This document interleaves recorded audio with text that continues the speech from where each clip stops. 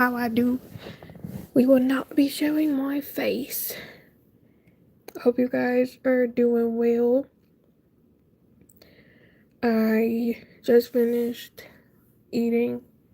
I made burgers and they were delightful. I also took my dog out and I just finished uploading and going through my video to make sure that everything looks good. Because originally I was contemplating if I was even going to post today, but I was like, no, let me just go ahead and post this video because I do want to post tomorrow and potentially I might try to post Saturday because I was supposed to be uploading 16 videos this month. We gonna see how that goes though, because oh, I'm first. Hey girl. Hey, how you doing? I was just, rambling because I just finished eating a little while ago. I really need to get like you and start scheduling my videos out. Cause I don't know. The whole like doing stuff and posting same day, that's not it. That is not it. The way I still got videos to edit myself and good. And I heard a part of it. Girl, yes, it's so helpful. My problem is finding time to film. I feel that because it is very time consuming to make the videos. And that's the thing that be getting me because, you know, I, it's, I don't know. Like doing the entertainment content is absolutely just blah, which is why I haven't posted. I said I was gonna create the Moesha episodes again because I know a few people have asked. I know they probably like, oh, she ain't coming back.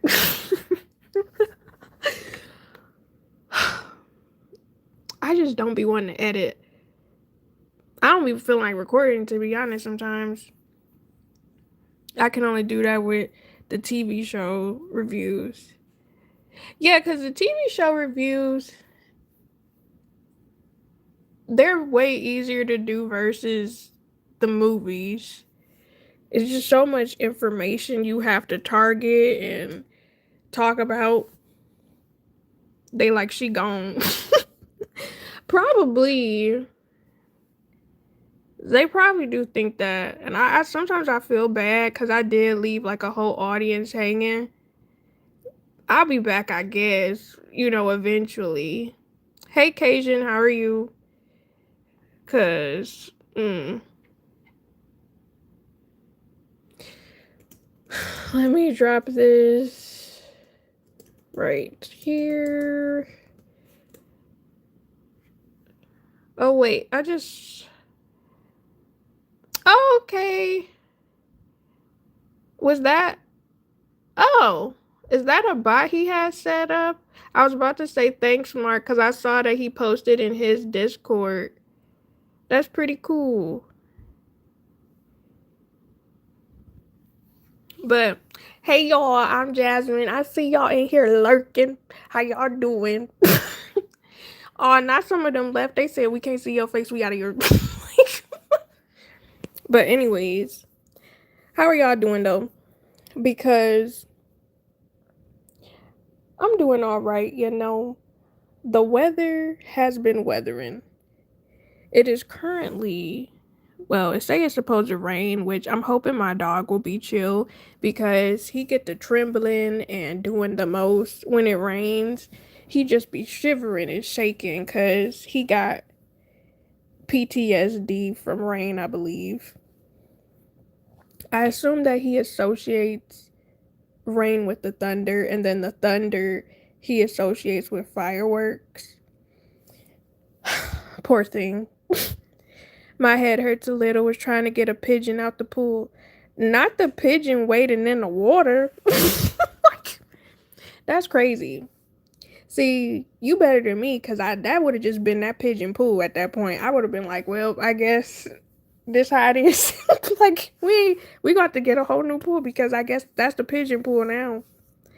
Mm-mm. I was annoyed. She said, "Hey girl, I'm your neighbor. I'm going swimming with you. Is that all right?" Like, man, pigeons are different. Like they mad aggressive. They'll get in your face. They disrespectful. They rude. They be trying to take your food. I know I had a pigeon try to snatch my pizza one time when I was in high school. Actually, I had some geese slightly chase me home when I had a box of Little Caesars pizza. Mind you, this was my last $5. So I'm running for my life to get home and these geese are chasing me. And you know, in Michigan, they have laws where you can't like defend yourself for real against geese. So because they're like protected. Hello Luke, how are you?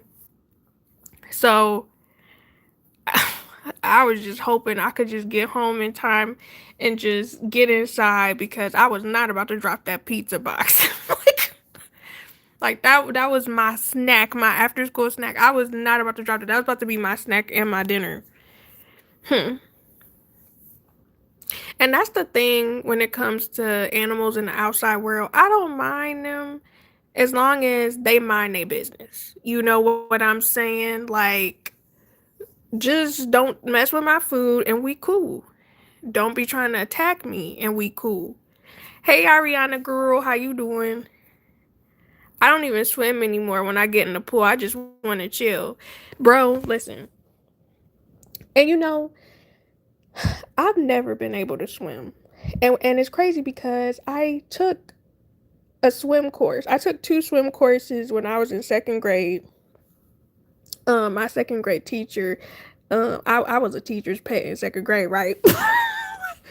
So, um, she helped me join her little country club, and it was nice. It was mad nice, swanky. So, you know, I went to the country club, and it was just amazing, just rich. You know what I'm saying?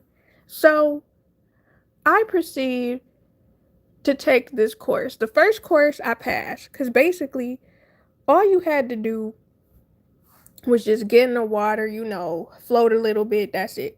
Now the second class was where you had to swim, and that's where I failed. That is where I failed at. I was like, I've never been able to swim. However, I love dipping my feet in the water. You know what I'm saying? As long as it's up to my waist. Don't go past my chest because that means I could drown. You know? Me too. I like to float around. Listen, same. I'm good. That's good. I just sit there. Same. Same. You protect that pizza, Andy. Whatever happens, don't drop that pizza box. I feel you. Listen, that's the life I live because I am not.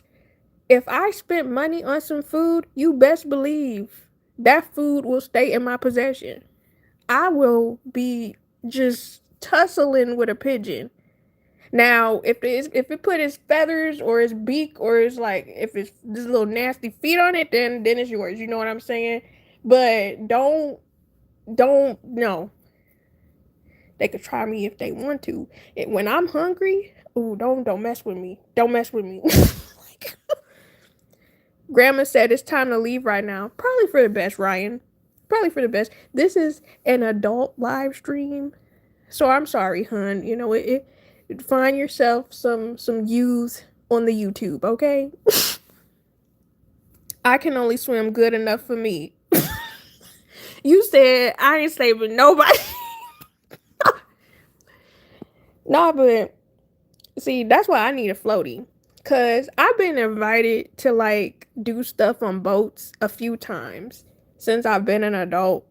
And every single time I'm like, You gonna have me in a life jacket? Cause if you ain't gonna have me in no life jacket, then I'm not going. And every time I did not go. And then everybody explaining to me, girl, it's all right. We're not even gonna be on the edge of the boat.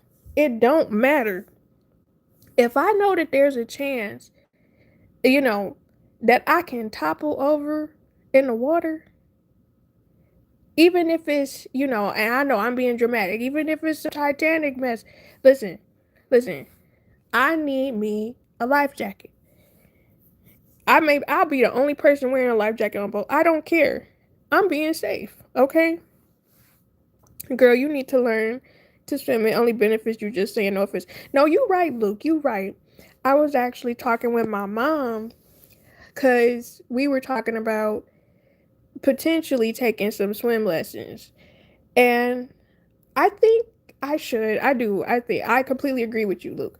I think that I really should because it would be nice to be able to get in some water and not have a fear of drowning. Like y'all, when I tell you, it was so embarrassing. So okay, so let me set up the vibes. So my husband and I, when we were dating, we went to a con, like an anime cosplay con with our friends. And it was at Kalahari Hotel. And Kalahari is in Ohio, and I want to say it's Sandusky, Ohio, and they basically have like a whole swimming water pool, slides, and all types of different stuff. It's like a water park. But then they also have like the adult stuff where they had a spa and massages and other different things. But anyways, the con is basically just a cosplay swimming water park, basically. Now, I have been to Kalahari prior with my siblings when we were kids, and I had the same vibes when I was a kid. Like, I did not do no slides. I don't like slides because I had a past horrible experience in second grade after that whole swim class where I almost drowned, okay? So, we there. And, everybody's like, oh, we're gonna get outside, we're gonna get outside. My husband is like, yeah, you want to get outside? I'm like, I don't think so. Anyways, I end up getting on the slide, right? Now, you know, sometimes I do like to try new things because if you guys follow my vlog channel, I share with y'all basically my experiences of doing different stuff and reviewing it and telling y'all if it's worth it, if I like it or not, or if it's trash. But I end up getting on this slide. And I can't remember what type of slide was, but I'm coming down the little pipe and it's got all these twists, turns, bends and stuff. I'm losing my S, okay? I am losing it. It's not fun for me. It's this slide is not fun for me because internally I am screaming inside and not in a happy way. It's not, "Oh my gosh, this is fun." It's, "Oh my gosh, I'm about to die. I am about to die. I'm about to drown in this pool." So, they explain before I even get on this slide, they explain to me and everybody else, it's only 3 foot of water at the bottom of this. When you crash into it, you gonna crash into it and you could just stand up, right?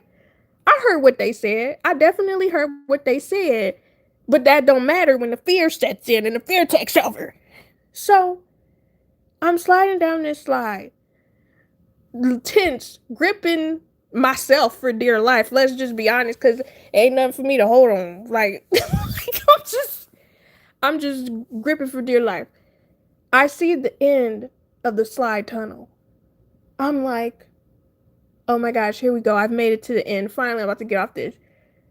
I feel like the air catches me. Like I fly into the air and I slam into the water, right? Now, I know what you're thinking. Hey, Grimy. Wait, the whole swim class almost drowned. Oh, no, not the whole swim class. It was just me. Bruh, imagine seeing them calling you for help. Okay. So This is what happens, right? I slide into the water. And they told me in the beginning that it's only 3 feet. However, I'm flailing. I'm flailing. I'm under the water. I'm flailing. I'm flailing. I'm freaking out. I'm drowning low key. I see nothing but darkness. Well, I see blue. It's the water. I see blue, but I'm freaking out. I'm panicking. I'm panicking. My husband was standing above me and had to reach in and grab me. I'm choking. I'm choking. I'm choking. Spitting up water. Everybody's looking at me. Mind you, this is a big park. There are lots of people here. Everybody's looking at me. I'm I'm choking. And I'm mad because I said what I said. I'm not good at swimming or whatever. And my husband felt so freaking bad. And it's funny looking back, but it was one of the most embarrassing things I ever been through in my life because the lifeguard was just staring at me in confusion because they were looking like, is she good? Like, is she drowning? What's happening? Because basically, I was just turning over constantly in the water. It was like I slammed into the water and my body was in 3 feet and I'm just rotating in a circle. I'm literally flailing, kicking my legs and my arms, but I'm literally floating in a circle constantly. And my husband grabs my arm, lifts me up, and I stand up, and the water is like to my knees. Like, I'm telling y'all, bro, I do.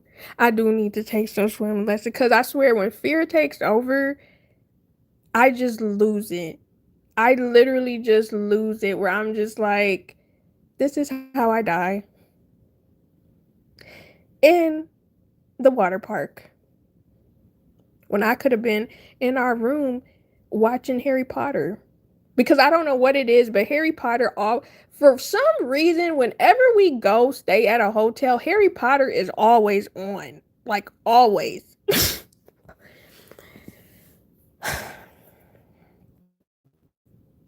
Flailing, I was. 3 feet, yes.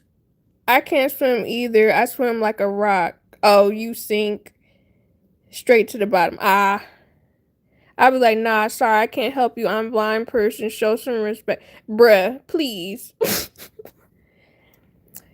But yeah, like I want to take some swim classes because it would be good for me to know because you never know. What is it called? It was some movie that they had where they talked about it flooding or something again and they were saying how it's good for you to know how to swim. Even though if it was me personally, just take me, just send me to the pasture. You know what I'm saying? If the whole earth is covered in water, I mean it is in general, but if like if the most of the land is no longer existing and covered in water, you could just send me on up out of here. Especially because I'm assuming it would be salt water at that point. Polluted water. Mm, mm. Just a travesty, I tell you. I can't either. I float. See, that's me. I'll float, but I have to be already existing within the water. I can't crash or fall into the water because if I crash or fall into the water, the floating is gone. I'm freaking out, panicking. I'm drowning. Yes, you'll never know when that time comes. It's a good thing to have knowing how it's been. Yeah, that's true. So that's on my to-do list. Truly. Maybe that could be something new I try. Maybe either this year or next year. Cause one of the things also, so where I live in Michigan, there are multiple different islands in Michigan, right? And um we normally have to cross a bridge to get to these islands, and it's over water, right? And when I tell you, I dread crossing those bridges. Like that junk be sending me. I really be gripping to the car like like where are you going? Like why are you so paranoid about this? But again, once I'm on the island, I'm not tripping no more. But when we crossing the bridge, I'm like, oh my gosh, oh my gosh, oh my gosh, just get over there. Like, and people be riding their bikes across the bridge or walking, and I'm like, ain't no way. Ain't no way. Hey, my you shared my stream in the Discord. I appreciate you. But yeah, y'all. I don't know. That's definitely on my to-do list. Actually, let me know in the comments what is something that y'all feel like y'all should have learned when y'all were a kid that y'all feel like y'all still need to learn as an adult now. Because swimming is definitely one of mine. Also, y'all probably about to judge me mad heavy, but I do not know how to ride a bike. I have never learned how to ride a bike, which is really unfortunate. You know, I didn't like, I won't say my childhood was horrible because it wasn't. I actually had a pretty good childhood, but it's just certain key things that I wish I would have had or did similar to other kids. I still want to get a trike so bad. Y'all know them little 3-wheel trikes? I want one so bad. I really do. I always thought that junk was so cool. Like, to swim. Same, girl. Yeah, it happens automatically every time you go live. Huh. That's pretty cool. I need to figure out how to set that up for myself. I like that. How to play the piano. That's a really good one. Did you ever take any classes, Grimy? I know. I think I took. Actually, no, that's a lie. I didn't take piano classes, but I did learn how to play specific songs. I wish I knew how to read music, though. That's something that I would like to know how to do. I learned how, but I forgot, and now I have a fear of the bike. Understandable. That's just like, because it's like when you get on a bike, and I think it's because it's only two wheels that really gets me.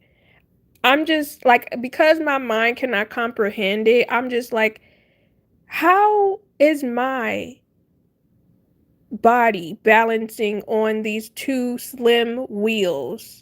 And they're not side by side. Like, it would be different if they were side by side, but it's the fact that one is in front of the other. And my brain is like, we cannot compute this. Therefore, fall over. So, I had to teach myself how to ride a bike. See, I like that. Because I tried to teach myself and it wasn't happening. Drive a manual car. That's a good one. Um, I don't really know much about manual cars, to be honest.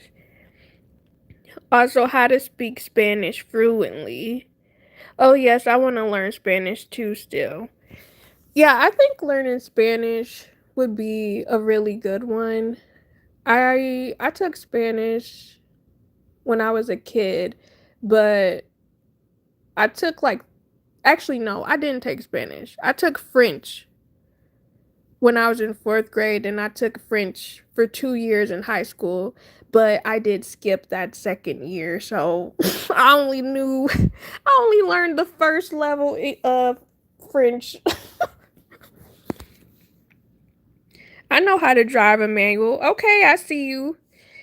I love to see if when people switch to Spanish in front of you, if they talking crap, bruh. See,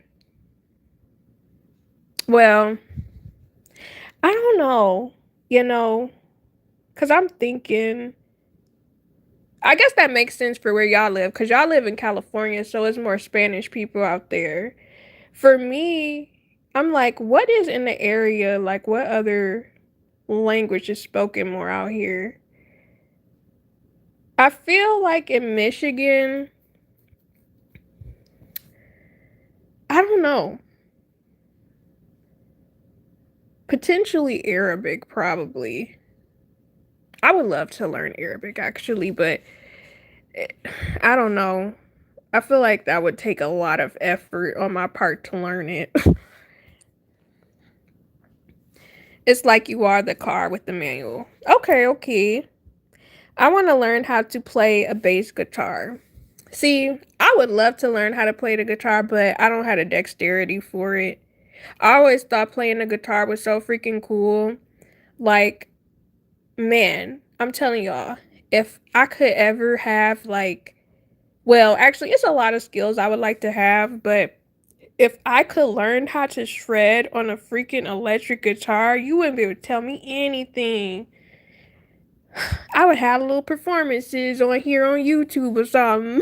Like, cause I still say one of my goals, low key, was I wanted to learn how to play the Mighty Morphin Power Rangers theme song on electric guitar. Like that was something I really wanted to learn how to do. Now whether I'm gonna do it is a completely different story. I can't play a piano, but I can find the note for rap music. I can hear what it sounds like and play it. That's pretty cool.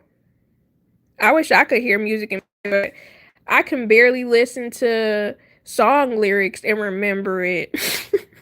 I just start mumble rapping. Same Mark. I have a bass. Yeah, I have a bass just dusty. I just be on my synthesizer. Same Cajun, your ears are your most important instrument. Yeah, man, gotta break out Dusty and learn. Okay. If you don't have the ears, you're in the wrong profession. Yep, that would be me. That would be me. Let me guess. Are you one of those that having bad dreams, nightmares, fear about ocean? I'm sorry to hear that respectfully. I actually don't really dream about the water ever. Um, Usually if I have nightmares, it's because I lost my magical powers. Cause I am definitely a person. I think it's because of the shows and movies that I watch, but I'm definitely a person who is always like a superhero who fights bad guys. Or I have like certain things like certain creatures chasing after me and I have to get rid of them or something. Or I have sometimes I'll have mundane type of dreams, but I feel like those are rare for me. I always say if you can play the piano, guitar, and drums, you're set. Yeah, I am musically inept. Y'all got it. Cajun, you use a DA like Logic? What is that, domestic attorney? Uh, domestic attorney witness. Mm-hmm. Mm-hmm. DAW. Mm-hmm. I really just be saying anything. But anyways, I'm telling y'all, if I could, I would make me a little rap song. And I wish I would have did it a long time ago prior to TikTok. Cause I would have dropped me a little song during that whole Atlanta movement where they was doing all the tell me when to go and Soldier Boy and stuff. I would have made me a quick little song, made me some money, pay off some bills. Actually, I ain't had no bills at that point. But I really wish I was a bit more, let's say, musically together and confident. Digital audio workstation. Yeah. That's what I said. That's what I said. You just heard wrong. Mm-hmm. But like, don't y'all ever wish y'all would have came out and dropped a song during a specific time? And not saying you had to like get into the music field, but just to make some cash real quick and then dip and leave. Cause that's what I would have did. Cause there's a couple of people that did that. Like, what's that frog name? Oh, that's rude. That's disrespectful. Um, did you just say tell me when to go, Soldier Boy? Is no. So what I was saying was tell me where to go, E40. But I'm saying around the period of tell me where to go, E40, and then like where Soldier Boy had cranked at, because around that time, that was when there were a lot of dancey songs, and with the dancey songs, I feel like it was easier to pop off. So that's what I wanted. Like, I would have loved to have came out with a catchy, like a catchy beat and a catchy hook or whatever and chorus, pop off on the YouTube, make some cash, perform at BET Awards or something like that, and then, get my money off the streaming and then mind my business and disappear into the abyss. People could have said I fell off. Yeah, I fell off of the music scene for sure, but look at all the real estate I got. You know what I'm saying? Like, I would have came out with a different way to make money, because that's what a lot of them artists do. Like, what's that man name? Chameleonaire. He dropped, I think, what was it, one or two albums, and then he disappeared and did other stuff. Or who'd have thought? Let's talk about 50 Cent for a minute. Who'd have thought that he would have did the rap and then branched out into doing other stuff? Like, you come up with vitamin water. Mind you, I've only had that vitamin water probably once or twice in my life, but it's like you created a brand and then you got shows and movies you doing. I swear, the people who stay doing rap, don't get me wrong, there's nothing wrong with that, but it's like it always makes sense to start a business or do something else. I do have a beat pad, but my laptop ain't big enough for it. Okay, nice. I would just say no. I know E40. Tell me when to go. I know who Soldier Boy is. I know it's not the same. All right, and you should know that I know that because I be on my dancey stuff. Mm-hmm. 0507. Like a MPC. I know what an NPC is. Mm-hmm. But yeah, I think it's really smart though when people make their cash and then branch out into other stuff. That's just like, okay, so this is probably an unpopular opinion, right? Now, at one time, it was a highly profitable genre. It still is, but the margins are crazy. Yeah, and since we don't really have too many places where people can get their music promoted anymore. Like, only thing you really have is TikTok, social media. Like, if a song is viral or something, people don't really listen to the radio as much. We don't have stations, well, that people actively watch, because a lot of people don't have cable as much anymore. But we don't have 106 in Park anymore. We don't have MTV Music as much anymore. I don't know. I really do wonder about how music is going to be in the next 20 years. For example, y'all, I want to be like MC Hammer. You just need to make that one hit and make your money through royalties. Exactly. Exactly. That man wore them hammer pants for the 2 years, and he been good to go. Like, it's better for the artist nowadays if you're independent. That makes sense. because from what I've seen from a lot of the producing companies and stuff that people be signing with, they really be getting over on them. It's all about the hustle. Yeah, cuz I know for me, when I look at some of the artists that are coming out, I'm like, why are y'all not posting y'all songs all over y'all timeline? Like, why are you not constantly on social media promoting your stuff or coming up with ways to market yourself? It's just like I don't know if y'all remember them, but it was this girl group named Flyana Boss or Flyana Boss, and they did that one song, Hello Christ, I'm about to sin again. You know that song? And basically they kept creating clips of them running through places and somebody was recording them, and they did it like back to back where they just did it in different settings. And I'm like, see, this makes sense. And they ended up growing. Now whether they're doing well or not is completely different, but I know they went on tour with Janelle Monáe. I feel like Missy Elliott had them on a tour as well, but I can't remember.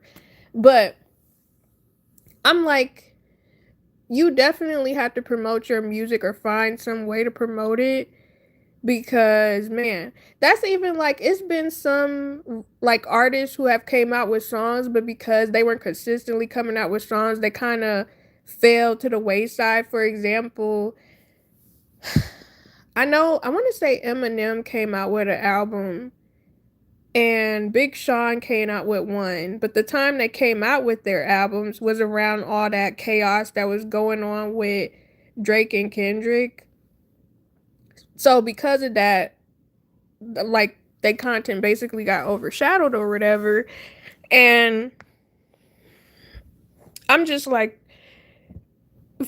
you really got to be consistent with making music a lot of times, otherwise people will forget about you.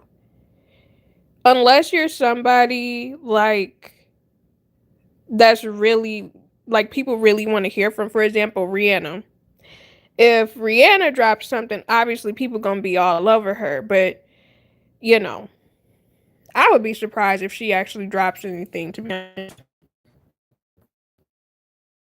I grimy. Just don't grow broke like MC Hammer did. I mean, he went diamond, but effed all that money off on late night ladies in unsuccessful restaurants. That is unfortunate. The ladies part is crazy. Yeah, sometimes you do have to, come up with other stuff. Because I know, for example, I got most of Missy's albums. Okay, I need to get a lot of her older albums. I think I'm missing two. I don't think she will. I would be very surprised if Rihanna actually comes out with music. That Timbaland Productions was crazy. It was crazy, even though he is a very weird person to me. Like, never mind. We're not gonna talk about personal stuff. We talking about music. Let me stop. I was gonna say something out of pocket. But for example, let's take Megan Thee Stallion, right? Now, this is an unpopular opinion, but I I like maybe a handful of Megan Thee Stallion songs. But to be honest, there aren't many songs of hers that I like. However, I like her personality from what I've seen. She is hilarious. Well, she's cute and she's hilarious to me sometimes. And relatable. And one thing I do like about her is the fact that she is not only focused on music. Like, she has brand deals. She bought that Popeyes franchise, which again is like, I don't know if she learning this stuff on her own. If she is, kudos to her. I don't know if she has like a really good accountant that's managing her money. If she does, I love that for her, because I'm like, I do think it's really good to branch out and to do other things. Like, I know I've seen her do all types of sponsorships and shows with like Crunchyroll and stuff in Japan. And I'm like, see, I love that. I love that she diversifies her stuff because, in all honesty, again, I like a handful of her music and I'm gonna just leave it at that. She seems like a really cool girl, but I think it's because I'm older now and call me an old fart, I guess. But I just don't like when I hear people talking about they privates all the time. I just really be sitting here like, girl, there's more to you. You have layers. Like, why is this something you keep bringing up? Like, I get it. Okay. You know what I'm saying? Wish I had your knees though. Do wish I had your knees. The body is given, the body is tea. But let's rap about other stuff, shall we? But again, I do like that she diversified her methods of making money. And I feel like other people should follow her example as well. Like, don't just focus on rapping. Like, sure, rap could be your passion, but make sure you diversify and do other stuff. For example, Rihanna, she was making music for X years. She branched out into doing other stuff, doing the lingerie, doing the makeups, the self care beauty stuff. And I like that. I like when people find other ways to profit because, to be honest, that kind of takes me back to doing YouTube. It's like YouTube is a passion for me, but I would really want to find ways to diversify the income so it wouldn't just solely be YouTube specific, if that makes sense, where it's like I'm depending solely on YouTube or whatever. Like, I feel like people can be good at certain crafts or people can be able to do certain things where the public likes it as far as like talent or whatever. However, I do think it's really good to branch out and to do other things. Oh wait, I got junk on top message.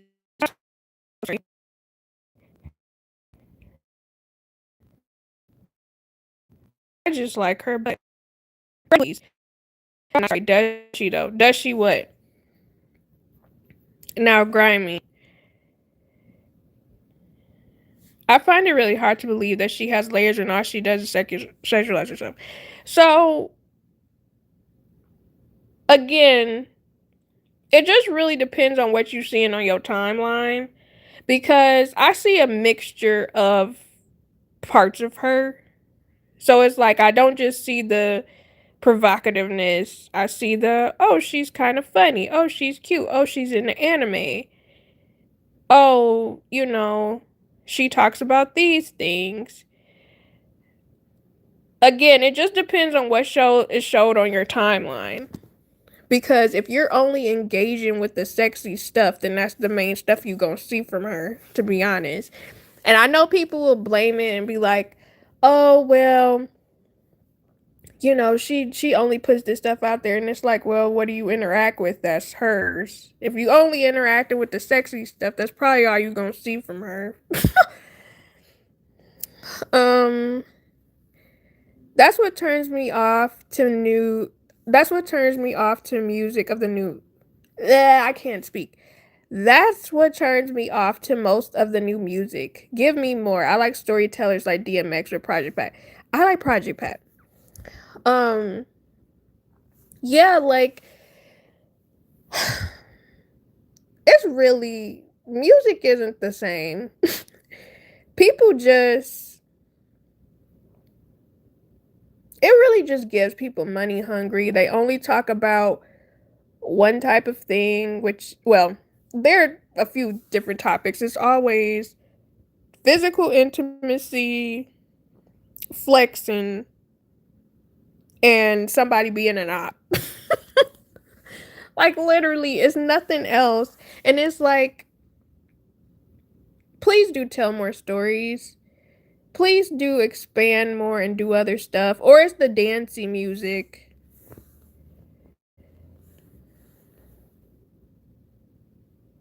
I don't know. It's really unfortunate. Pat was a real storyteller. Yes. Rhapsody got layers for sure. She is so intricate in her bars. I'm gonna have to look her up.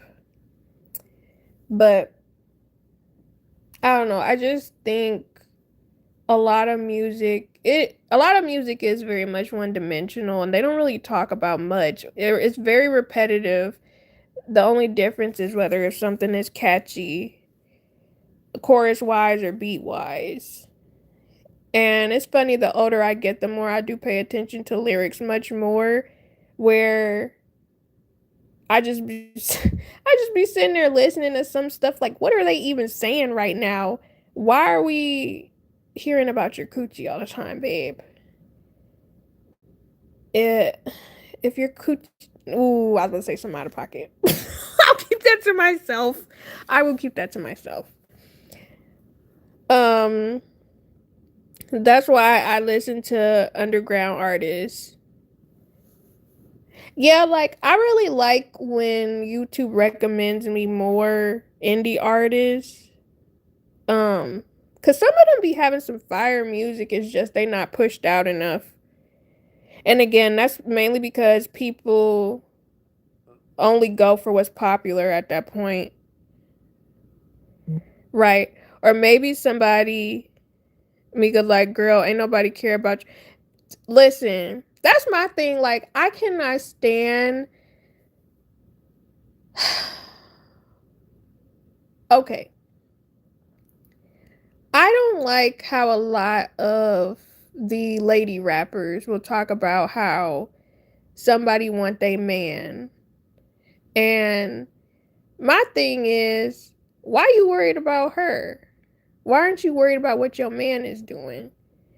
She shouldn't even be a focal point because your man, if that's really your man, wouldn't allow her near him. Like, why are we so focused on women being like, don't get me wrong, there are some women who are who are horrible people, but you wouldn't have to be worried if your man could control himself. Yes, Grammy, that's what I'm talking about. I bit my tongue. Oh, you're saying you bit your tongue, girl. I thought you were saying like you decide not to say something. I swear I hate biting my tongue. That junk be the worst. It's hard to listen to industry standard ish because they all have the same agenda. They really do. They be pushing a certain type of agenda and it gets old, but it's also concerning because there are some people who will let music dictate the way they live their life or the way they move. Um or the way they perceive things, and it's weird to me. And that's why comprehension is very important and being able to not be a sheep and being able to think for yourself. That's why that's so important. Right, church grimy. They need your man. Exactly. Don't nobody care.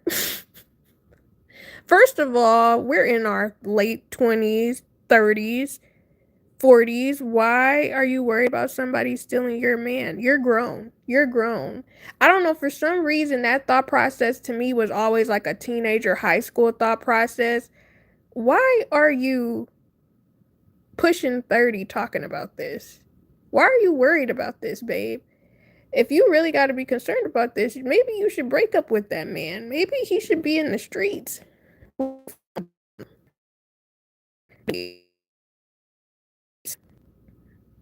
Over here eating some grape tomatoes.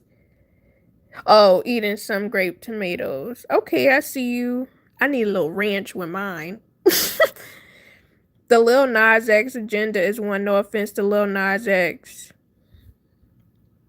Which part of him was the agenda? You talking about him being bisexy? Or him pushing the whole, I guess, spiritual thing. Cause he definitely, hopefully he doing well now, cause I stopped listening to him. He was getting weird. I only heard of like two songs from him. Like there is an agenda to make men less masculine. His actions, like that one time he was in the street.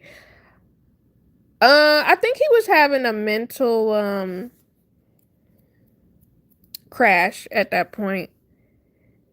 And yeah, I agree with the Satanism. Cause I know when that music video came out, I didn't see it until like a little bit later, and I was just like, "What is this? I can't listen to him no more." Cause he on some other stuff, like I understand wanting to be different, and maybe I viewed it a little bit differently from other people because all that gave me was so you are a part of this community and probably people that were religious didn't like that you were a part of this community. So you're lashing back at the full community when again, and this is the thing that I don't like, when it comes to spirituality and stuff like that. People can claim that they are something, but that does not mean that they practice it. That does not mean that they follow the ways of the book, you know? So I think negative disposition against certain beliefs because they have bad experiences with people who claim to be but do not actually practice what they are supposed to have beliefs in. I loved Old Town Road. Then he slowly changed after that. Yeah. Sometimes people get in with the wrong crowd or they just go a completely other way. Everything about him to me, I can see it in his eyes. The eyes tell it all. I don't even be looking at him. Like, I think I seen that one clip. Never mind. That was gonna sound out of pocket. I'm gonna keep that to myself. But I'm gonna just say I feel like stuff about him was forced, and it's nothing wrong with his beliefs. Not beliefs, but like what he likes necessarily as far as sexuality. But I just think there's a way you can live your life without offending people. That's how I feel, anyways. Blood and then he Air Max with. Oh, so he a witch. Like, I'm a Christian, but I believe there is truth in most religions. For sure. For sure. It just depends on if people apply their beliefs. You're like, forget it. I'm not saying it now. Nope. Cause sometimes I think some very cross the line stuff, and I'm like, I'm not gonna say that. I remember the Air Max, weren't they like $1,000? Yeah, like that whole situation was weird to me. Because I think they were talking about it was somebody else. It was like two celebrities that got married, and they were talking about how each one of them had a necklace where they were wearing each other's blood. And I thought that junk was so weird. That junk was so weird to me because I'm like, that's some vampire ish right there. He was a. I could see if he was. Because how you come out of nowhere and you got a song with Billy Ray Cyrus? I mean, that ain't saying much because he got his own problems. But still, it's like you come out of nowhere with a song, and that's literally your main.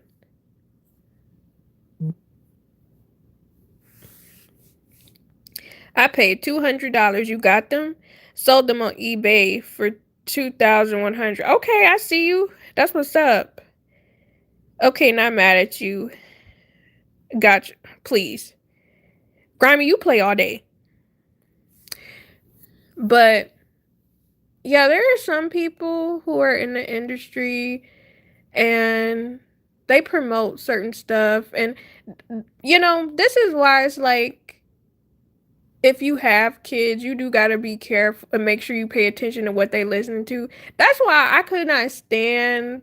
So y'all remember when WAP came out with Cardi B and Megan Thee Stallion, and how a lot of parents were mad at them? It's like, why is your child even listening to something like this? Why is your child listening to Cardi B or Megan? They are for adult audiences. Why? Maybe if you express to your children the reasons behind why they shouldn't listen to certain music, or if you just monitored the music that they did listen to, this wouldn't be a problem. Also, there have been other songs that were vulgar as well. I still think that was a race thing, but that's just me. Now, I got a song in my head. Oh. The boss. I'm so serious. I believe that there was a meeting in 2013 with a new wave of rappers. Could have been. Yes, I agree. It's not for them to listen to. Right, because it's like, these women and they are rappers and what type of stuff they talk about. Why would you let your children listen to them and then proceed to blame those rappers for making a song when it's like, but that's they thing, that's they niche, that's what they talk about, this. Why would you even listening to Cardi B around your kid? And they had an agenda to promote their beliefs full-fledged. I could believe that for sure. I feel like they do that, to be honest, in general. That's just like certain TV shows. They'll put certain things in there and it's like, why are we watching this? To be honest, it was still weird to me, and maybe it's because I didn't see it, but I still think it was crazy because even when I remember being in high school, I would be watching certain shows and they would have moments where they would talk about, the white stuff, inhaling. They would talk about pills and stuff. And I would be watching that junk and I'm just like, is this normal for kids to be on the stuff and as teenagers? Like, this some suburban stuff, it sound like to me. Cause I'm like, inner city kids, I don't remember stuff like that. I remember the weeds. But I'm like, this is some suburban mess. And then you got teenagers that look grown as actors on the shows. Like, why is this a thing? Why can't we have normal high school situations? And it's the fact that they glamorize some of that stuff. Oh, Serena Vanderwood's and she's popping eggs. What? What are you talking about?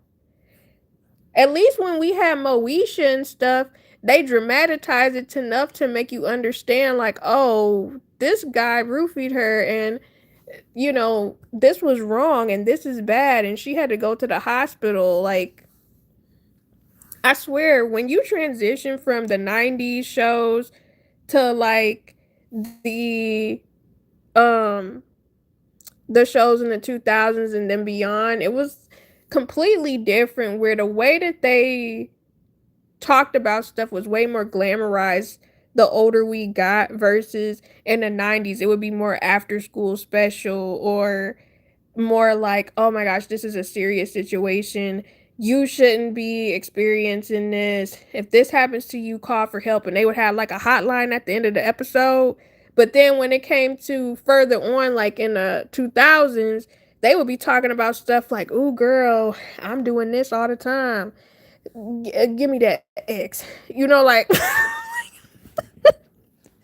like they would literally grammarize it and normalize it, and I'm like, what happened to teaching kids what not to do?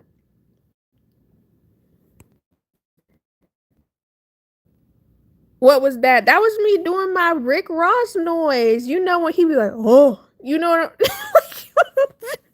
you know, cause he be making that noise where he be deep in his diaphragm. Oh, you know, y'all know what I'm saying. Y'all know what I'm talking about. Like I haven't seen more evil in music like this than when I was young. Like it's so in your face. It really is. And I will say that's one of the reasons why I don't mind TikTok as much is they promote like dancey songs, catchy dancey songs. And that gives kids more stuff to listen to that is, you know, more dance catchy versus other times they would be promoting all types of other music, and it's like, why are we listening to music that is depressing or makes you feel depressed? Where is the music that makes you feel good, makes you want to dance?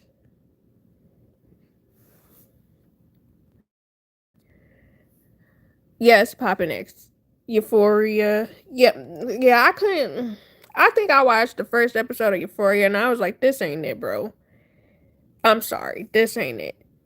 There was lessons being taught in the 90s and was after school specials. They would talk about, ooh, I got another one. They would talk about not getting pregnant and talking about the importance of protection. Now in these shows, they normalize pregnancy. Oh, I have to hide my pregnancy. Let me not tell my mother. Whereas in the 90s, in the sitcoms and the shows, when they talked about teens getting pregnant, it was more about like, I'm scared to tell my mom, would you come with me? And then they would tell the parents. And then even though the parents would be mad, you know, they would be present. But now in these shows, it's like, I don't know. It's just different now. Like the content that they post now normalizes stuff so much where they make it seem like it's okay. Like what was that show? 16 and Pregnant or something like that. It's like, why did you make this a show? Don't get me wrong. I do feel like maybe some people watched that and was like, you know what? I don't want this for me as a teen. Hey, Treasure, how are you? But I do feel like some shows promoted certain things that shouldn't have been normalized. So they'll eventually do what they want. Yeah, people aren't making that music anymore, sadly. They really aren't. I just like that song from Euphoria. Yes, like, even though I didn't watch Euphoria, I did like the Labyrinth Zendaya song. Doing it all for us. Well, yeah, doing it all for a song. Doing it all for love. That's my jam. But I don't know. It's just really unfortunate that a lot of shows promote and normalize things that shouldn't be normalized, or they glamorize it. Um for example, in the 90s, early 2000s, they used to talk about certain eating disorders. And to a degree, sometimes they speak about how, like, you need to take care of yourself, but other times they do glamorize it. I'm listening to it right now. That's my jam. That's just like, so, um, I've been watching, off and on, I'll watch 600 Pound Life. And I have mixed feelings about that show because it makes me wonder how much of it is real and how much of it is curated, because they definitely be pissing me off when you have somebody that's an enabler, because normally it is, and the person who's on the show, they'll be sitting in the bed, they can't really do certain things, and you'll just have the enabler making them the whole bag of biscuits, the whole pack of bacon, and the whole carton of eggs. And it's like, okay, we clearly see what the issue is. Um but at the same time, I'm just sitting there watching it like, is this really what somebody did, or is it more to it? And then they'll have like a really sad backstory, but it seems like they don't really talk about the sad backstory of why they got to that point. They only talk about the factor of, look at how much this person is eating. It's like, no, it's given. The main thing these people need are therapy, to be honest. Like, you focused on them losing weight. It's like, I think they need therapy first, babes, before they can feel motivated to lose the weight. Especially in time for them to actually have certain surgeries. I'm saying telling the youngins not to do something. Youngins are such degenerates. They'll eventually go against the grain anyway. That's why I said I think it was reverse psychology. Maybe it could be, cause you are right. Because I remember when I was a teenager, I was definitely hard headed, and if somebody told me not to do something, sometimes I would, depending on what it was. uh, but I don't know. I think it's just a way to do it, because I still say certain shows from the 90s did articulate certain situations better. For example, you had Moesha hard headed self, where she would get into stuff and they would show why you shouldn't do certain things the way that she did them. So, I personally feel like if it's not a successful story, don't show it. I don't know if that's good or not, but it's sad to see people continue to gain weight or fall into their depression. Uh, I kind of agree, because I feel like when you show the stories where somebody does not change, it's one, it's embarrassing. Like, that junk is mad embarrassing, because now the whole world sees your failure or sees where you fell short. But also, it's the factor that if you are going to show somebody going through this stuff, you need to offer them actual help, actual assistance, for them to figure out the reasoning behind why they eat the way that they eat, or why they have certain addictions. Because there's no point in trying to make somebody do something if you don't even understand the reason behind why they do it.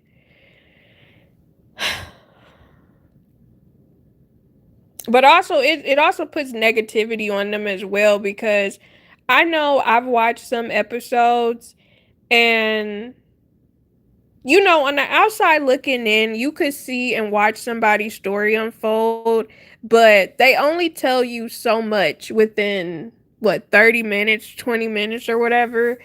And it's just, you'll have the world passing judgment on these people, but sometimes we don't even get the full story, because maybe they don't want to share, or it could be levels as to why they gain this weight or have these addictions. I don't know. It is sad though.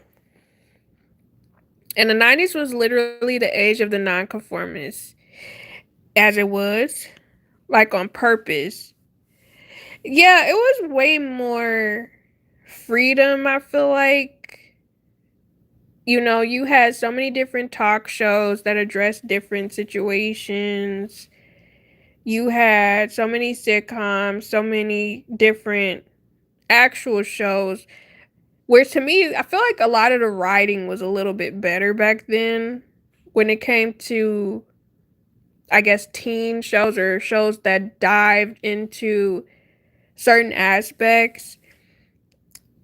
But nowadays, actually, I don't really know what the TV or concepts are like nowadays because it's not too many shows that I watch that are current, unless it's anime, to be honest, or like a foreign show or something like that. But I don't know, stuff is just curated differently now. And I think it's also the fact that a lot of times the the entertainment industry, they're more focused on creating content that is more aesthetically appealing versus something that teaches something. For example, I remember I was watching Pretty Little Liars for a period of time, but I kind of stopped watching it when they had the whole segment with the teacher talking to the girl, the student, cuz I was sitting there like I was like, what the F is this? Like, why is a teacher talking to the student on this show? And why is this show continuing on? Like, why are they still entertaining each other? Like, this is supposed to be okay. I did not like that. And that's the thing when it comes to like them glamorizing certain stuff, it's like, why would you do something like that? The writers were hungry in those days. TV networks were willing to shell out all types of money to get that one hit teen show because teens drive the market. This is true because I don't know. The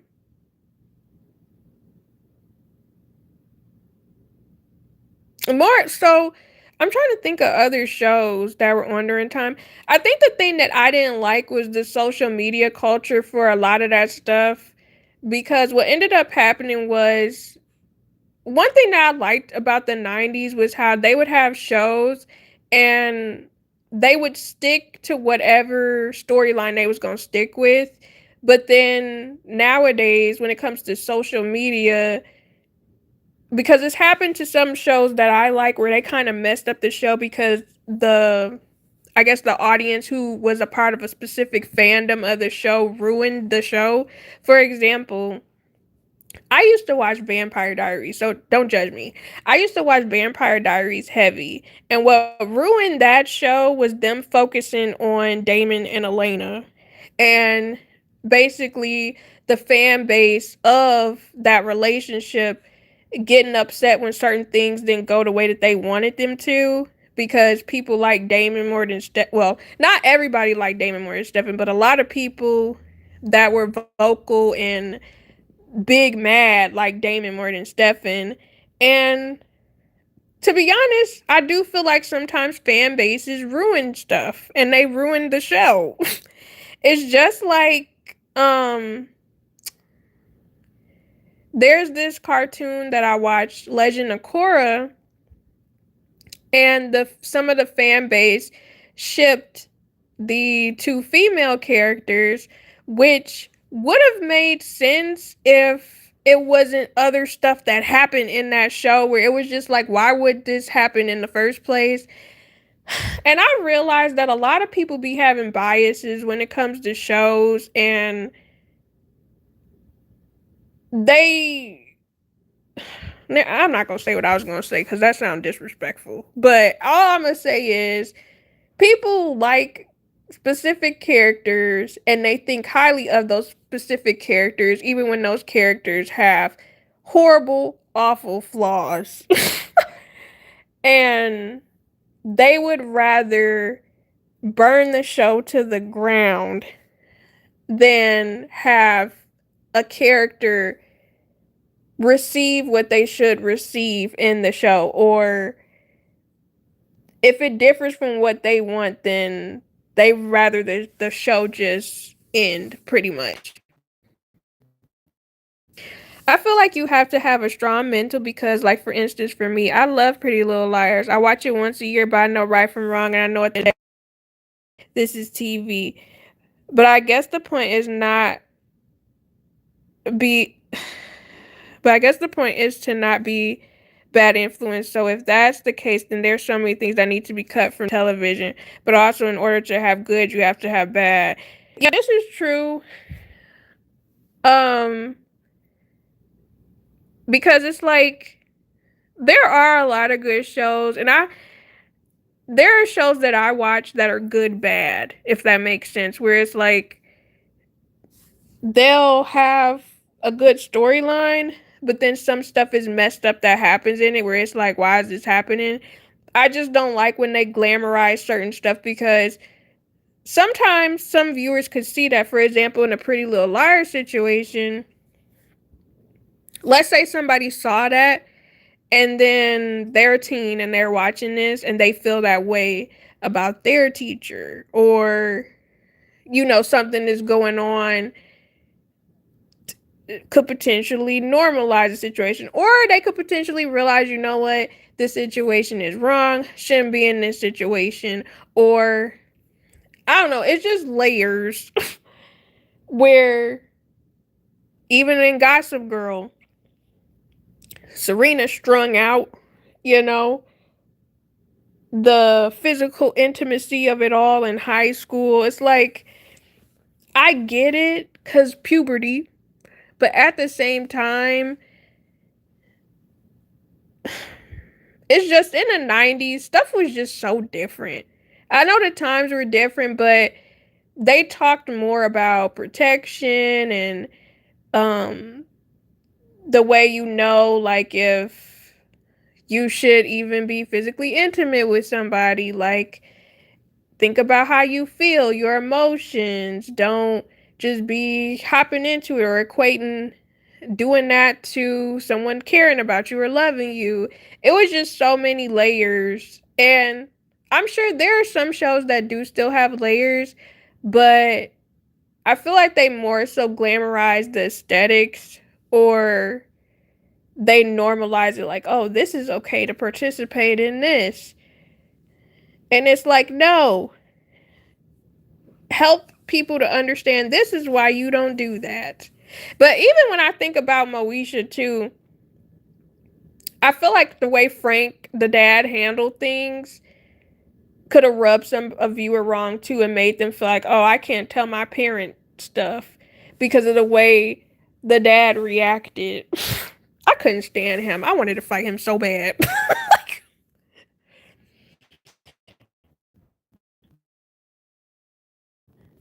yo, don't eat Jack in the Box hot one fries. I've been on the toilet all day.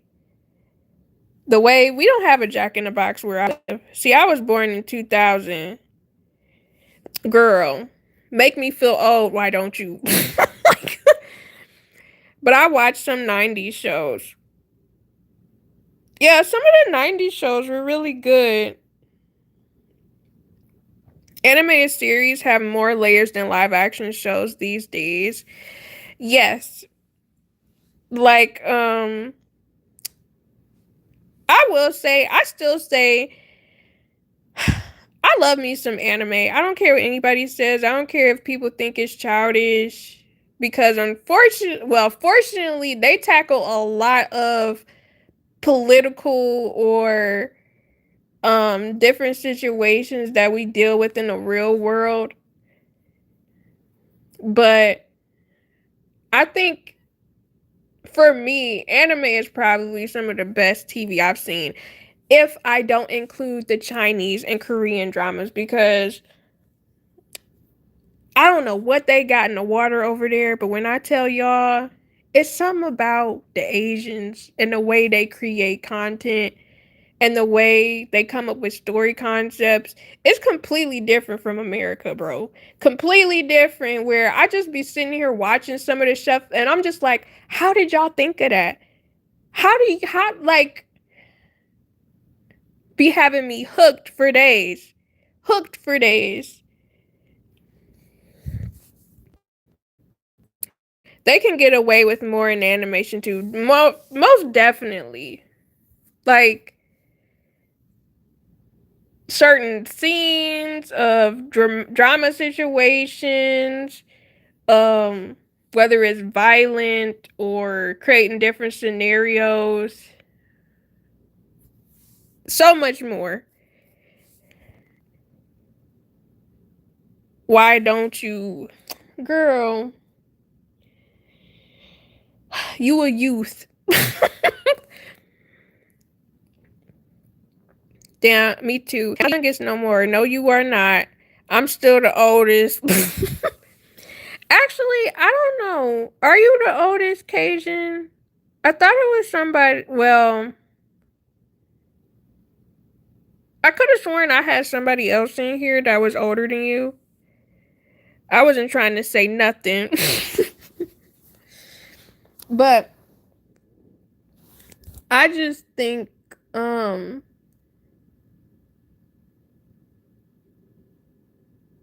they need to bring back more shows that focus on certain situations. I will say I do end up being very tired of watching the trauma drama situations. And this is what I wish, like I wish it was more black shows that was more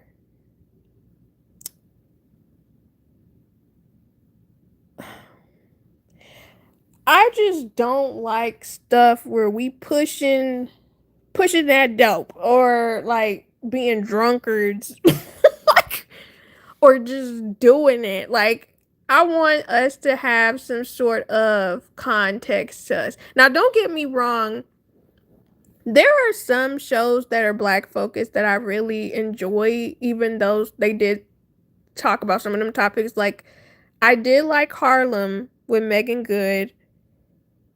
Um There was another show that I watched that I genuinely enjoyed recently. Well, not recently, but like in the past 2, 3 years.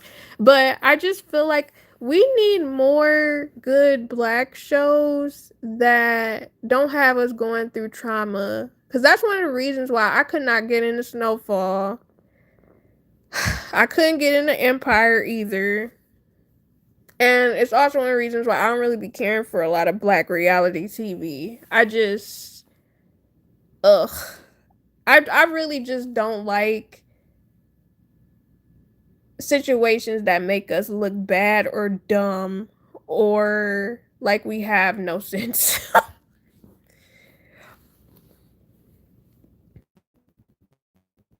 I agree. The only good black show that isn't like that I've seen is Beyond. Is that a drama? Yeah, there is not a lot of black family shows anymore. The only one I really know is Miss Pat, and it's pretty vulgar, but honestly, it's realistic. I heard about Miss Pat. I kind of wanted to watch it because I want to say Raven was on there. Oh, they had me on the edge. It was good. Yes, stereotype content. Like, I don't want to watch somebody play pew pew pew in the streets. I could care less. Give me something that's like, give us some superpowers. Give us, and not superpowers where we still pew pewing in the streets.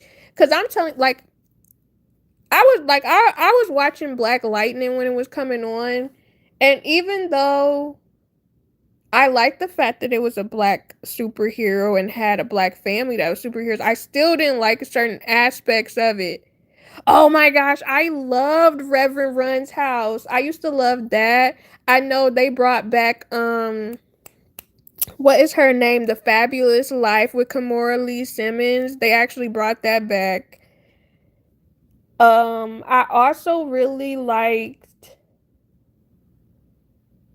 when Vanessa and Angela had a show and they had the pastry shoes. I still want some of them shoes so bad. It was another black reality TV show that I really liked, but I liked that. Stuff like that. Oh, Tiny and Toya and Tiny had a reality TV show that I watched that I liked. But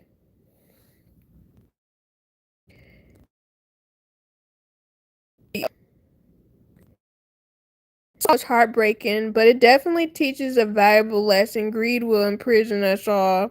Yeah, I'm gonna tell you right now, I did not watch Snowfall. What I did was my husband binge watched the show, and as he was binge watching it, he would retell me and summarize the every single episode. And I was locked in, I was, but I definitely wouldn't have been able to watch that myself. I would have probably got annoyed, been like, everybody just need to be taken out at this point. Just send them to the pasture because this too much, okay? Yeah, it's a soap opera. It's really good. Oh, it was a soap opera. Luke Cage is dope. Didn't he have the bullet holes though? Cause I feel like I watched that, a little bit of that, but I never finished it. I mean, growing up in an urban or hood environment, a lot of those stories are very relatable. See, but this is the thing though, like not every area is pew pew 'em ups in the street or selling dope. Not every area is like that. Like, and if it is, that's horrible. I want a show where we just go through mundane day to day life. Like on some, I go to work, have different experiences. I'm dating. For example, I did not finish watching Insecure, but I did like Insecure from what I remember watching from it. And I want more shows like that are more calmer. I just don't like trauma shows. Like I really don't. I don't like stuff with the pew pews. Like I really don't, cuz I just be sitting there like you could see that down the street. like I don't want to see that on TV. I watch TV to get away from certain concepts, if that makes sense. Like I don't want to watch something that's like that. I want to watch something that's more either relatable, like calm, where it comes up with different scenarios people experience, but not stuff that's trauma like that. Give me some whimsy or something. Like certain 90s and 80s shows depiction of black families were just not realistic. Take the Cosby's. Yes, Cosby's was very exaggerated. Extremely exaggerated because you got a doctor and a lawyer, which when did y'all find time to date and all this? And y'all do going to school as long as y'all did. Y'all had time to have all these kids, which clearly y'all had all these kids so that they could take care of the kids. Y'all have so many times where y'all end up spending time together at the same time. Mind you, I don't even know how old they were supposed to be. Because they were very accomplished. Like I could have understood even if they started off in a smaller house and then they relocated to that house that they had and it was like that. The Cosby Show was unrealistic for a lot of reasons, but I did like it for the stories that it told at the very least. Yes, I love Kimora Lee. I do too. That's my girl. That's my girl. I think it was to showcase the realistic of poverty in black neighborhoods, but then it just became normalized at a time where we wanted to normalize that black people can be successful too. Yes. And I would love to see more successful black stories. It's a couple of shows. Oh, for example, so this was a sitcom and it got canceled, which it was kind of unfortunate because I actually kind of liked it. On Netflix, there's this show called Act Your Age, and it's with Tisha Campbell in there. And I actually really enjoyed it because it was about these three women who were like in their 40s.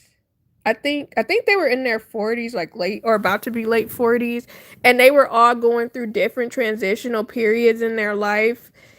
And basically it was just about them going through those situations while also I guess, potentially about to live with each other.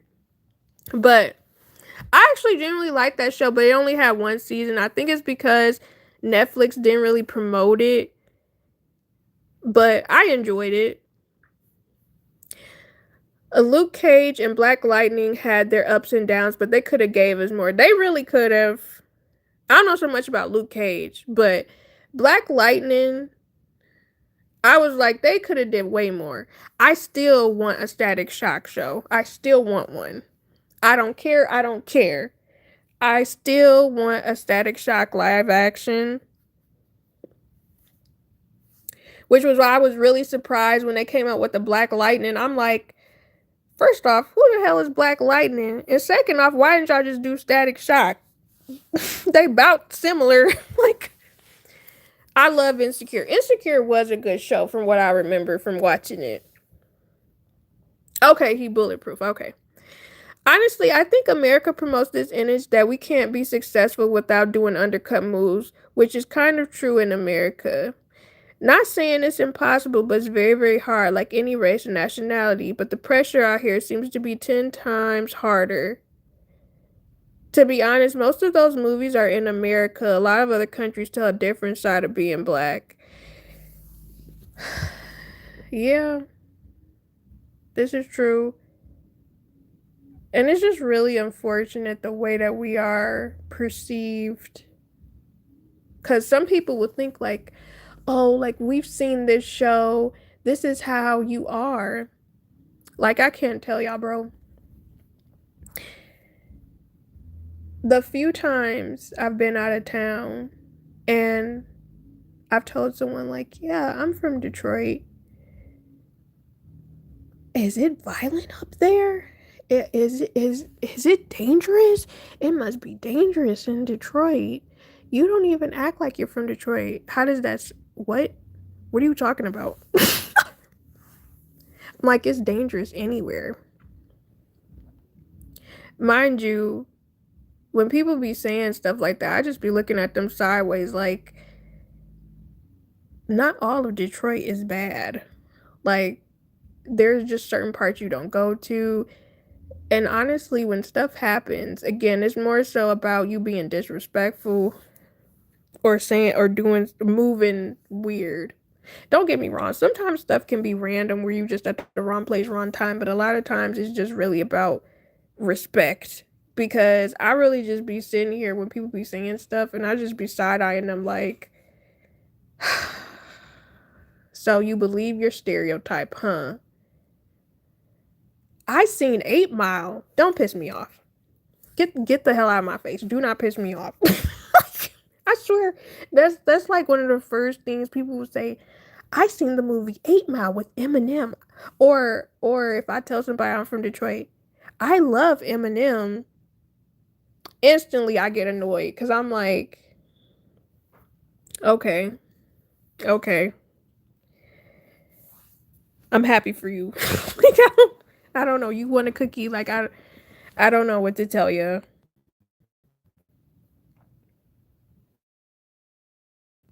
I got it back. They really should have. Those who tell the history control the history. But then they will give you movies like Hidden Figures to show us who we are, but in the same breath, they know that we won't care at least the majority. I still need to watch that. It's really good. I was trying to say something deep too grimy, but I forgot what I typed, so I removed it. I feel you. I understand how that is.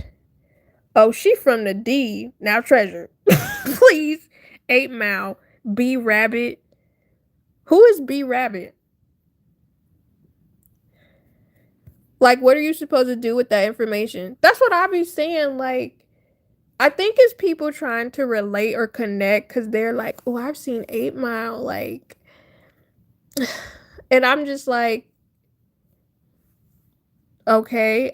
Low key, I've never seen the movie 8 Mile. I've only seen clips because I know it would probably annoy me.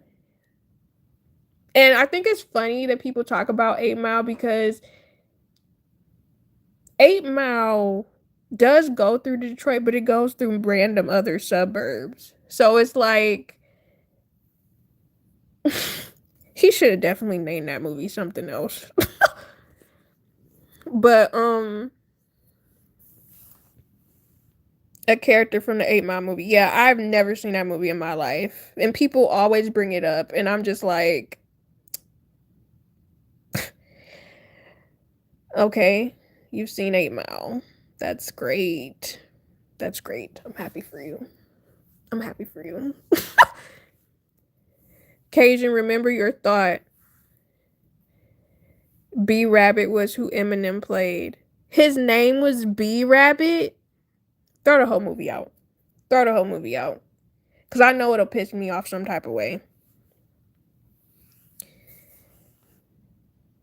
Like, how you make a movie about yourself and your name B Rabbit? Wait, was that his name before Eminem, is what you're saying? Because I never heard that. I never heard that before. Literally, that pissed me off too. Your name's B Rabbit, bro. All I'm thinking about is Malibu's Most Wanted. B Rad G. Like your name's Brad, not B Rad. Like, be so for real. But yeah, I don't know. People just it's just always so interesting people's perception. No, just a movie. Oh, well. Mm. They should have called it 2700 B Land Street. Absolutely not. He should have just named it one of his other songs. When I tell people I'm from New York, they always ask me about the pizza. Oh, the New York pizza? My thing is, pizza is so diverse. It's like not every place tastes the same. They just be trying to make new names. Andu. No, that was his friend. Actually, never mind.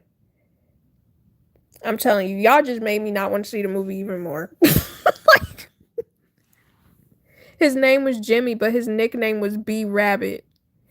You know what? Let me Google. I'm about to read the summary of this movie, and I know it's probably gonna set me off. I know it's probably gonna annoy me so bad. 8 Mile movie. Cause hey, what the hell? Let's just do this. Let's read what it says happened in this movie. Jimmy ain't ish gangsta about Jimmy. Okay. So it says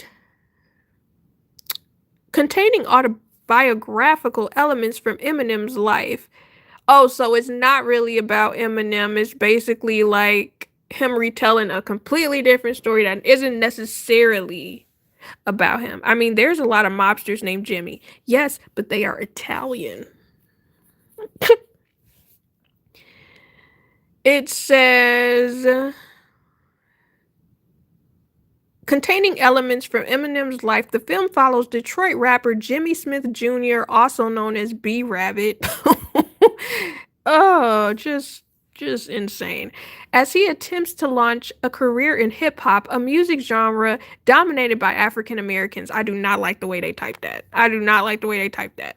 But anyways, the title is derived from 8 Mile Road, the road between the predominantly black city of Detroit and the largely white suburban communities to the north that Eminem originally lived in. So again, what you're saying is he's from the suburbs. I tell people I'm from South Carolina and they always come back and ask me if I'm from North Carolina. That's crazy as hell to me because it's like you said you're from the South, not the North. I know someone who went to Cranbrook in Michigan. Cranbrook is a really good school, even though it's expensive. I mean, Eminem's real name is Marshall Mathers. Ain't nothing gangster about that. Marshall Mathers sounds like a lawyer, or it could have been a figure during the civil rights movement, but clearly not because he is a white one. But it does follow his life in the underground battle rap game. Yes, we shall see because I'm about to read this plot because I ain't watching the movie. I'm not about to waste my time. Cause stuff be funny. Stuff is just unserious. The rapping was good. Mm. Well, I ain't watching it. Uh It says in 1995, aspiring rapper Jimmy Smith Jr. He's a junior, performs under the stage name B Rabbit. A blue collar worker, Jimmy has moved to the rundown Detroit trailer home of his alcoholic mother, Stephanie, after breaking up with his previous girlfriend, Janine. He also lives with his younger sister, Lily, and Stephanie's abusive live-in boyfriend, Greg, who is later revealed as a former schoolmate of Jimmy's, not his bully. Thurgood Marshall. Literally, that's what I was thinking, low-key. Although encouraged by his friends, Jimmy doubts his potential as a rapper. One night, Jimmy develops stage fright during a rap battle at a local venue, The Shelter, hosted by his best friend, David Porter, another aspiring rapper who performs under the stage name Future. I wonder if that's where Future got his name from. I can't stand him. But anyways, and leaves the stage humiliated. Desperate for money, he requests extra shifts at his day job at a car factory. But his supervisor, Manny, bluntly declines because of Jimmy's habitual tardiness. After later befriending a woman named Alex, he begins taking more initiative. Discovering an eviction notice as Jimmy is preparing for work, Stephanie decides to conceal it from Greg because Greg has an incoming large settlement check from a prior accident, which she hopes will buy her and Lily a new house. How's she trying to plan money with that man's money? Mm. I can't. How Future caught a stray? I do not like that man. He just ugh, and I I just do not like him. I ain't like him prior to everything that happened with Sierra. He just pissed me off. Anyways, y'all will come to find out about me that I have certain biases against specific celebrities, and sometimes it don't even be a reason. I just don't like them.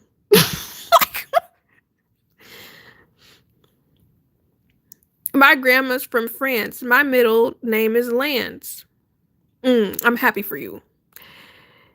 Bonjour. Oui, oui. He's cringe. He a lame. Like, one thing about Future, my thing is, if your baby mama moved on, let her go. Let her move. You know what I'm saying? Don't be still rapping about her in songs. It makes you look weird and like a lame who's desperate. Ugh. I didn't vibe with him for real. I think I heard him in one song. I think it's two songs that I know of him, and the one that I like is very vulgar. And I can't sing it on YouTube, but it's very unserious and it makes me laugh so much. And the only reason why I like it is because it's vulgar and it's catchy. We Jasmine, please time for bed. Okay, I'm gonna just finish this and then I'm gonna get off. I'm gonna get off of here. Okay. Jimmy's friendship with fellow trailer park resident Wink, a radio DJ who is acquainted with a record label promoter, becomes strained after he discovers that Wink is promoting his rivals, a rap group known as Leaders of the Free World. This is so unserious. Anyways, to whom he had lost the rap battle, he said, "You supporting my ops. What is the problem?" One day, Jimmy and his companions violently brawl with the Free World crew. The scuffle is disrupted when Jimmy's slow-witted yet loyal friend, Cheddar Bob, don't piss me off. Please don't piss me off. Threatens them with a gun, but accidentally pew-pews himself in the crotch. Okay, you lost me. You absolutely lost me. Oh my gosh.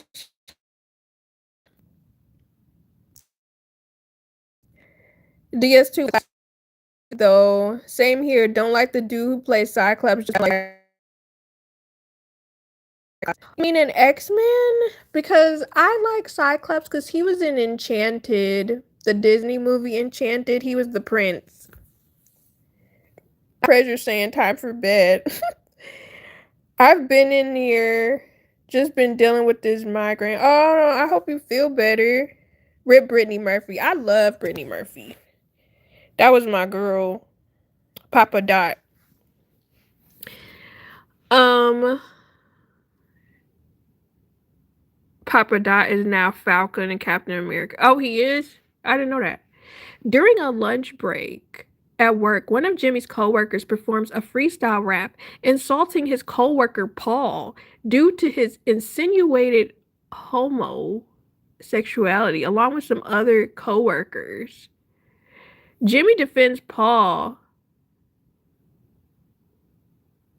with his own freestyle rap, and the positive reception from the coworkers boosts his confidence. This is so unserious.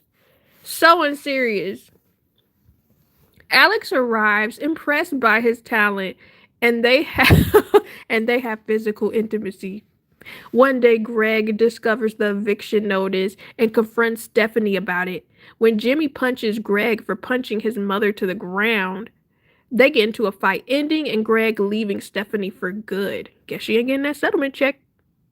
After Jimmy finds Stephanie lying on the porch, intoxicated, and brings her inside, the two argue over Jimmy's actions, and Stephanie furiously ejects Jimmy from the trailer.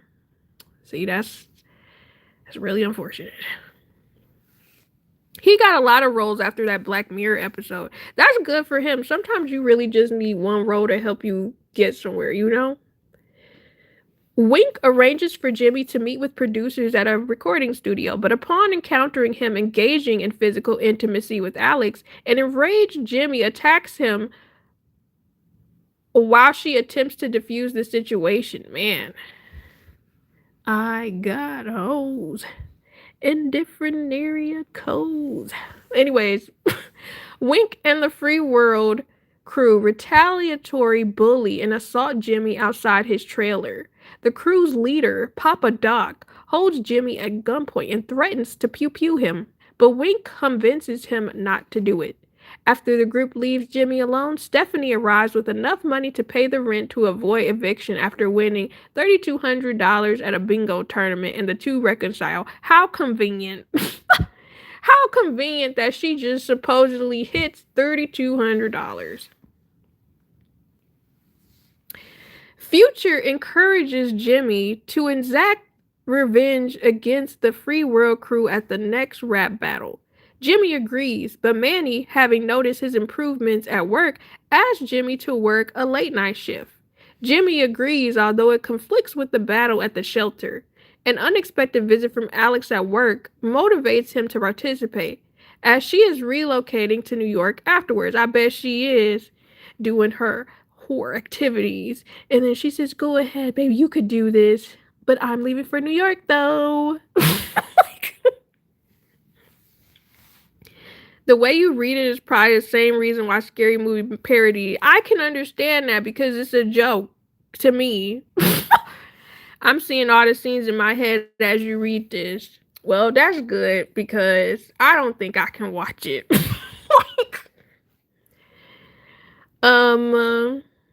Paul agrees to cover the start of Jimmy's overnight shift on his behalf.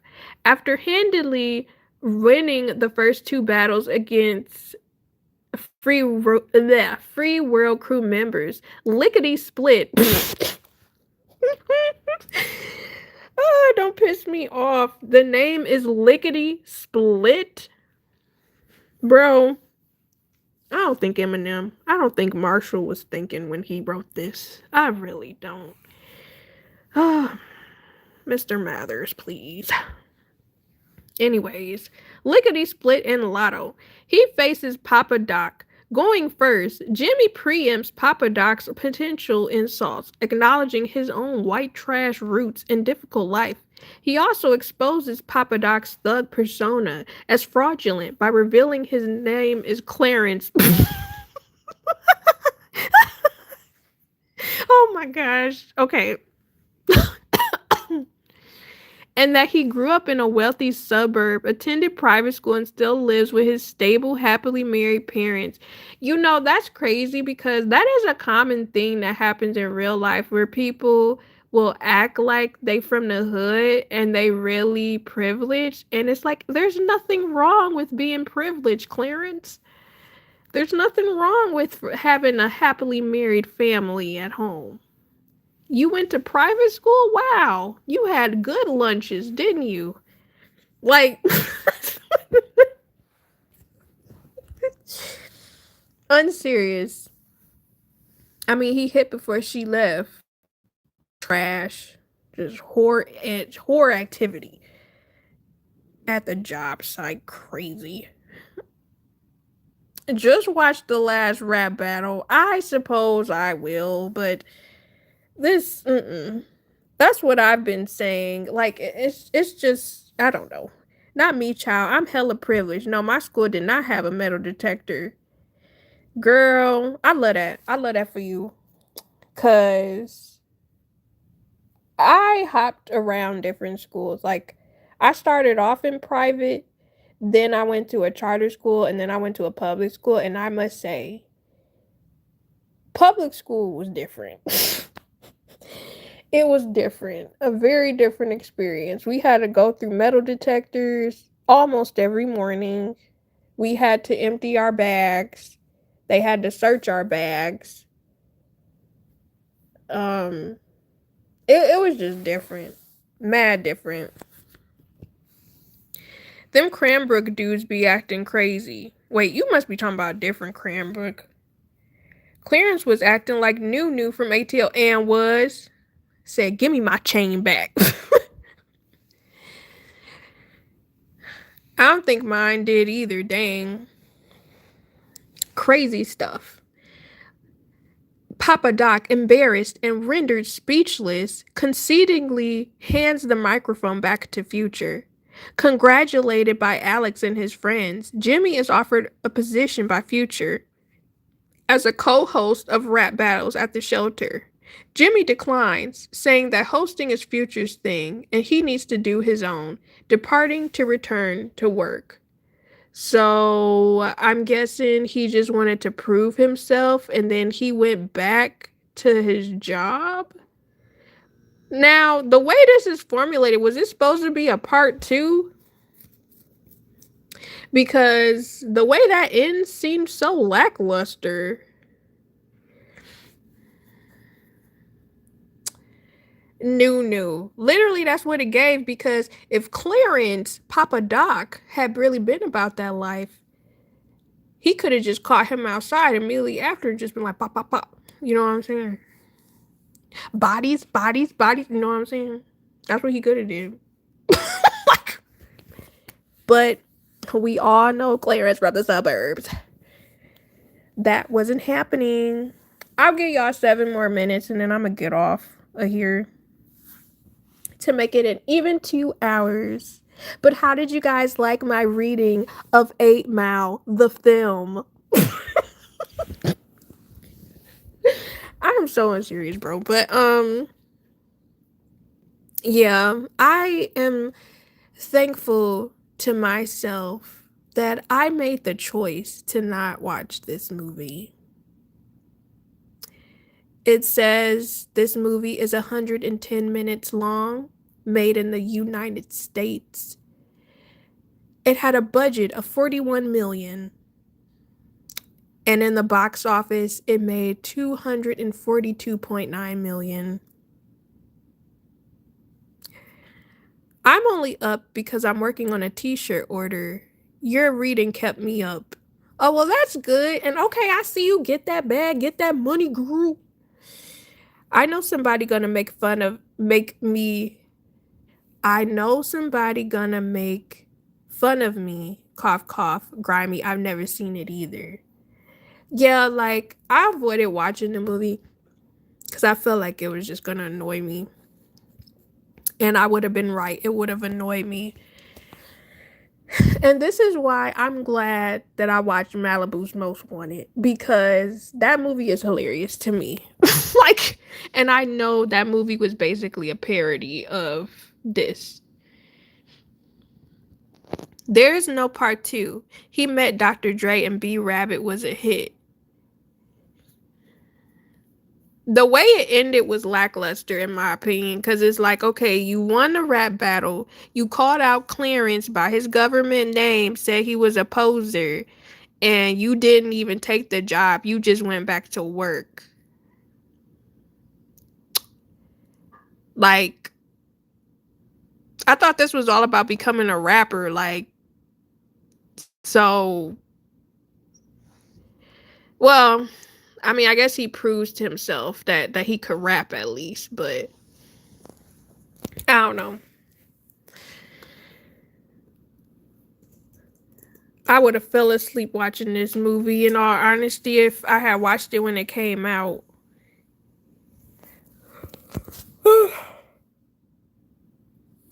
Y'all, I made some good burgers tonight. And one thing that I started doing, was it this year or last year? I feel like it was like the end of last year. Instead of using buns, I started using tortillas. And that junk has been transformative. That junk is so freaking good. That's the one did see and still chose not to watch Malibu's Most Wanted. That was one of my favorite movies growing up because that junk was so funny to me. But also I did like Jamie Kennedy.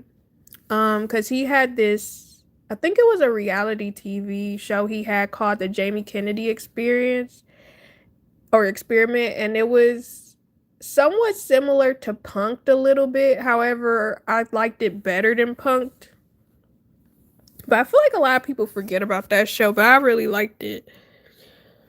Um, but yeah. Any last words anybody want to share?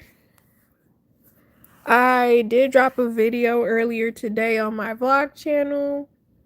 Um, I'll more than likely drop a video tomorrow or Saturday. I'm undecided. I hope you guys are doing well. I hope you guys have a great weekend. Um,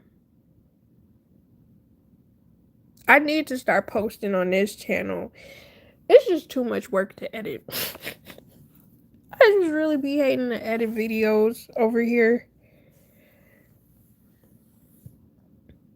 Mine are, I hope everybody has a great evening. Gonna watch your video too. Okay, I appreciate you. I hope you have a good evening too. I'm gonna probably just relax and chill out for a little bit. I want to eat something, but it is 11:08 and I am past my eating time. My cutoff is 9 o'clock. So I'm gonna probably, I'm gonna drink a little bit of my juice. I will say, drinking juice, now that I've been off of it for a while, I don't crave it as much, and I love that for me. So doing the no 60 days has been the no juice, no pop for 60 days has been very helpful. I can get why. Those movie reviews with doing them too, I'm like, dang, why does it take so much work and why do I talk too much? Low key, I be feeling the same way too. However, I think people do like the talking, especially when you express yourself and um you retell what happened and express like your thoughts about it. It is a lot of work though. I need to just pick a movie to review And I also need to return to my Moesha Mondays. I'll figure it out. What I need to do is edit the vlogs because I have vlogs still from like the end of the year last year on my phone that I need to edit, and I'm still gonna post them. I really don't care. They just gonna end up being lost file videos because some of them I end up talking about specific topics. I'll probably edit out the stuff that don't matter, but how you jump to making burgers?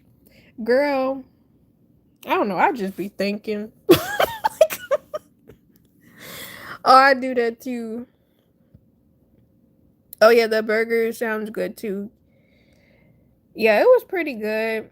I put mushroom and grilled onion in it. And then I had ketchup, mustard, and Thousand Island for dipping. That junk was delightful. I made me an extra one that I'm probably gonna eat for lunch tomorrow.